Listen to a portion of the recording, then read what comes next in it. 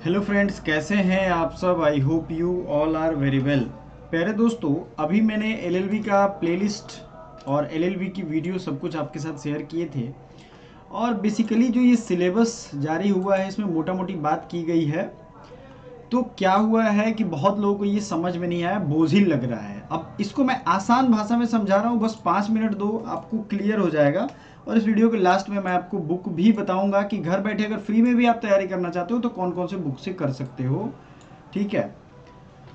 तो एक चीज तो दिमाग में रख लो, पहले क्या पैटर्न था। देखो, इजी ऐसा हो जाएगा ना कि आपको मजा आ जाएगा, अभी से पढ़ने लगोगे। प्रीवियस पैटर्न पहले देखो।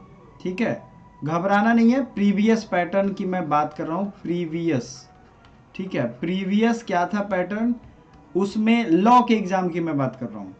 आपसे लीगल एप्टीट्यूड पूछा जाता था। लीगल एप्टीट्यूड में मैगजीम, लीगल रीजनिंग, लीगल क्वेश्चन जो भी कह लो आप, ये सब यहां होता था। दूसरा पार्ट होता था मैथ। अब वो मैथ मतलब 6-7 वाला मैथ नहीं होता था, ये कैलकुलेशन बेस्ड होता था। और एल आर मतलब लॉजिकल रीजनिंग कह लो, रीजनिंग कह लो, सिंपल कह लो, ये रहता था। ठीक है। इसमें क्या होता था, थोड़ा सा पजल देने लगा था इन दिनों, मतलब पिछले 2 साल से मैं देख रहा हूँ। पिछली बार मैथ रीजनिंग ज़्यादा ही पूछ दिया था। ये इसलिए पूछता है, इसको समझने की कोशिश करो, इसलिए मैथ रीजनिंग अचानक से ज़्यादा पूछ देता है कि बच्चे घबरा के तैयारी करने में एक ही चीज़ ना पढ़े बार बार। उसके बाद क्या पूछा था, जीके जीएस पूछा था। अगर मैं गलत बोल रहा हूं तो बताओ।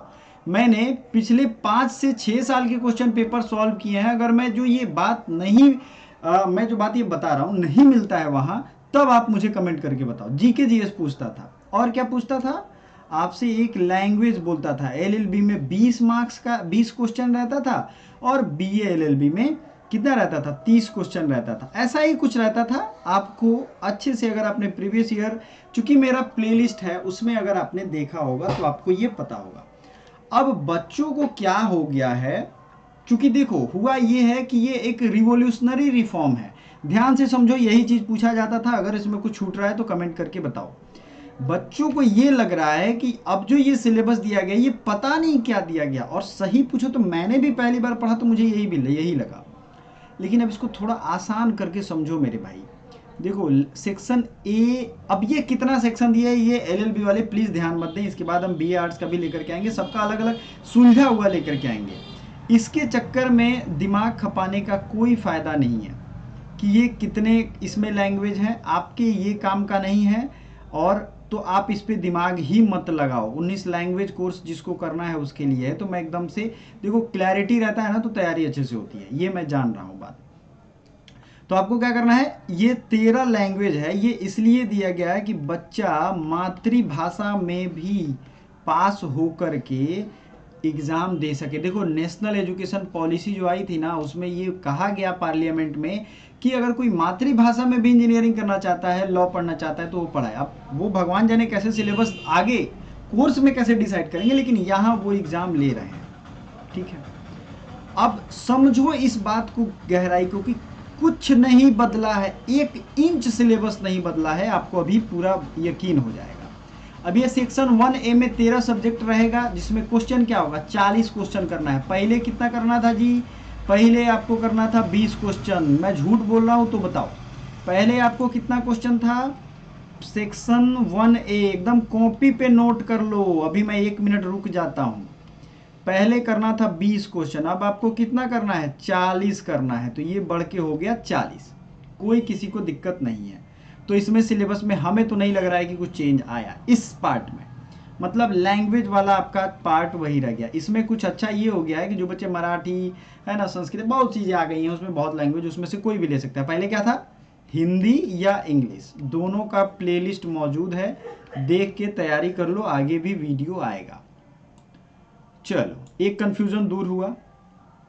दूसरा, बच्चों के दिमाग में क्या कंफ्यूजन है। सेक्शन 1 भी आपके काम का नहीं है तो प्लीज इसको मत पढ़ो, दिमाग खराब हो सकता है, क्योंकि बहुत कंफ्यूजन है।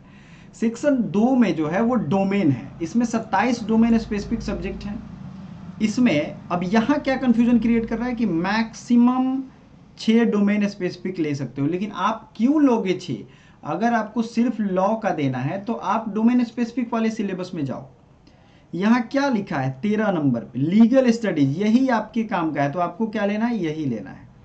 अब इसके अलावा फॉर्म भरना होगा तो उसका मैं बाद में बताऊंगा, अभी एक चीज पूरा पहले दिमाग में क्लियर रख लो, ठीक है। लीगल स्टडीज, तो ये बताओ मेरे भाई कि पहले जो लीगल पार्ट पूछा जाता था वो पूछा जाता था कि नहीं, अब उसका मतलब कहते हैं ना कि नाम बदल दिया गया। ये लीगल एप्टीट्यूड को उसने क्या कर दिया, इसको काट दो, इसको लिख दो लीगल स्टडी।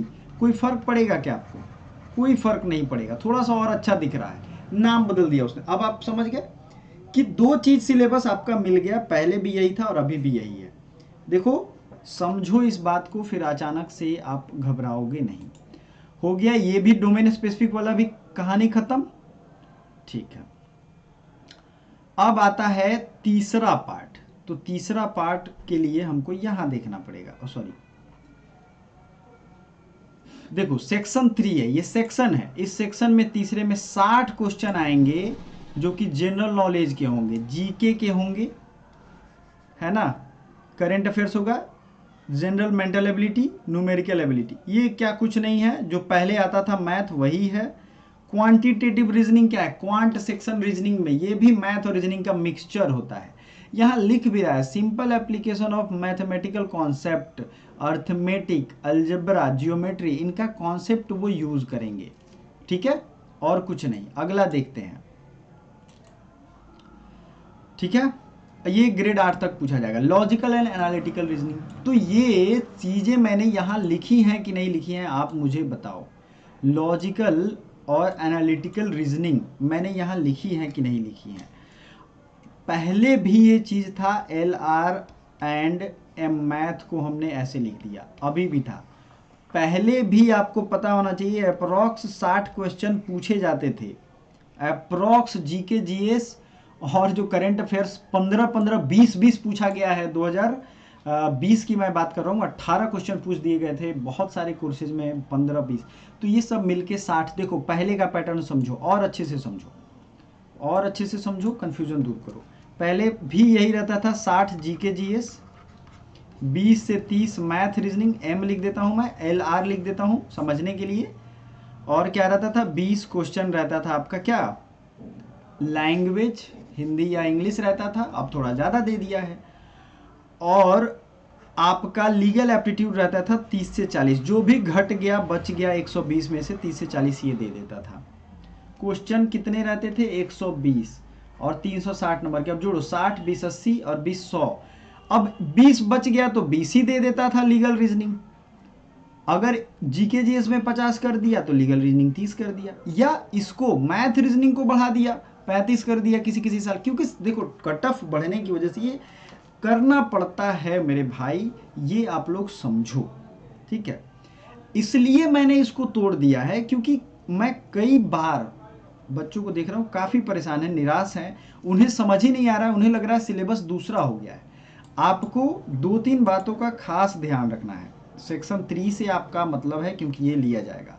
सेक्शन 2 डोमेन लिया जाएगा, इसमें आपको अप टू 6 कोई मतलब नहीं है इससे, इसका अलग ताना बाना है, मैं बाद में बताऊंगा। अभी चूंकि आप फ्रस्ट्रेट होकर पढ़ाई नहीं कर रहे हो, सुबह 7 बजे और शाम में 7 बजे वाली क्लास, 3 बजे वाली क्लास, जो भी क्लास, तबीयत मेरी ठीक हो गई है मैं लेकर के आऊँगा, आपको देखना है। अब देखते हैं कि कौन से एग्जाम कितने देर का होगा। 40 क्वेश्चन करना है, 50 में से लैंग्वेज में, तो 45 मिनट इसके लिए मिलेंगे, फिर इसमें भी 45 मिनट मिलेगा डोमेन में।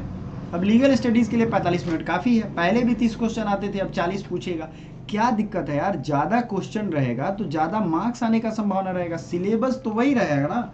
अब इसको फायदा है, आपको समझो जरा। पहले मान लो 500 पेज का सिलेबस था, मानते हैं ऐसा, उसमें से 20 क्वेश्चन पूछता था, अब उसमें से 40 पूछ रहा है, तो फायदा है कि घाटा है। ये चीज़ समझने के बाद अपने वीडियो लाइक जरूर करना दोस्तों, और दोस्तों को ये इन्फॉर्मेशन शेयर करो, उन्हें बताओ कि यार ये टफ नहीं है, ठीक है। हमारा सुपर 200 बैच है, व्हाट्सएप लिंक है डिस्क्रिप्शन में मैं दे देता हूँ, ज्वाइन उसको जरूर करना, ठीक है। ज्वाइन करके जो भी क्वेरी है उसको पूछो समझो। तो पहले भी यही चीज़ था जो आज है, आपको कंफ्यूज नहीं होना है। और जो सेक्शन 3 है उसमें 1 घंटा दे देगा, तो पहले भी तो यही था, पहले भी 2 घंटे का एग्जाम होता था, आज भी हो रहा है लगभग 45, 90 और 60, यानी कि 2.5 घंटे का एग्जाम अब होगा। तो अगर क्वेश्चन की संख्या बढ़ा रहा है तो आवर्स भी तो बढ़ा रहा है माय डियर। अब कुछ हल्का हुआ कि नहीं, समझ में आया कि नहीं, ये मैं कमेंट बॉक्स में, यार बहुत मेहनत लग रही है समझाने में, तो प्लीज सब लोग कमेंट कर देना कि सर हाँ सर अब समझ में आ गया। ठीक है, सिलेबस कुछ चेंज नहीं हुआ है। अब बुक लिस्ट की बात करते हैं, कौन कौन सी बुक लिस्ट आपको चाहिए। मैथ रीजनिंग के लिए अरिहंत, मैंने पहले भी कहा था अरिहंत ले लो। जीके जीएस के लिए आपको रेफरेंस के लिए सारा प्लेलिस्ट मेरा बहुत काम का है। वैसे हमारी पेड कोर्स भी चल रही है 1250 की, आप चाहो तो ज्वाइन कर सकते हो, 2500 फी है। अभी 50% डिस्काउंट पे है, बच्चे ज्वाइन कर चुके हैं, आप भी ज्वाइन कर लो। बहुत सारे बेनिफिट्स हैं आपको, recorded lecture, live lecture, test, practice set, जो जो आप सोचते हो सब कुछ यहाँ मिलेगा। आपके एडमिशन तक हम आपके साथ रहेंगे, पूरा गाइडेंस आपको देंगे। ठीक है, कल सुबह 7 बजे आना लाइव, तो उस समय अपनी क्वेरीज और पूछ लेना। अदरवाइज प्लेलिस्ट विजिट कर लो। बुक लिस्ट मैंने अरिहंत की मैथ रीजनिंग के लिए बता दी, जीके जीएस के लिए लूसेंट है, काफ़ी सफिशियंट है। अगर आप पढ़ सकते हो पॉलिटी, समय है तो एम लक्ष्मीकांत पढ़ लो, कुछ सेलेक्टेड चैप्टर्स, पूरा किताब पढ़ने की जरूरत नहीं है। ठीक है, एनसीईआरटी का जो ये बवाल मचा के इन्होंने रखा है कि एनसीईआरटी पूछेंगे सिलेबस में, यार लीगल स्टडीज के लिए कोई एनसीईआरटी की बुक नहीं आती है। आपको एनसीईआरटी, अगर एनसीईआरटी में से ढूंढोगे ना तो 20 एनसीईआरटी पढ़नी पड़ेगी। उससे बेटर है कि आपका ट्रेडिशनल सब्जेक्ट ही है। एनसीईआरटी में उसने ये थोड़ी ना लिखा है कि लीगल एनसीईआरटी किताब पढ़ लेना, जिसका है एनसीईआरटी वो पढ़ेगा, आपका तो एनसीईआरटी ही नहीं है, तो क्यों परेशान होना। जीके जीएस की किताब एक नॉर्मल ले लो, उससे पढ़ लो, प्लेलिस्ट विजिट कर लो, और हमारी वीडियोज आएंगी जो आपके काम की होंगी। समझ रहे हो आप लोग। तो ये सब टेंशन खत्म करो और एक कोजी माइंड से तैयारी शुरू करो। पहले भी वही था, अभी भी वही है, भरोसा रखो, सब कुछ सही होगा। आपको टेंशन नहीं लेना है दिमाग पे कि ये क्या दे दिया इन्होंने, इसलिए मैंने तोड़ के बता दिया। ठीक है, तो आशा है इसके अलावा भी अगर कोई क्वेरी होगा तो आप सब जरूर पूछिएगा, ऐसा नहीं है कि क्वेरी खत्म हो जाएगी। Thank you so much for watching, bye for now.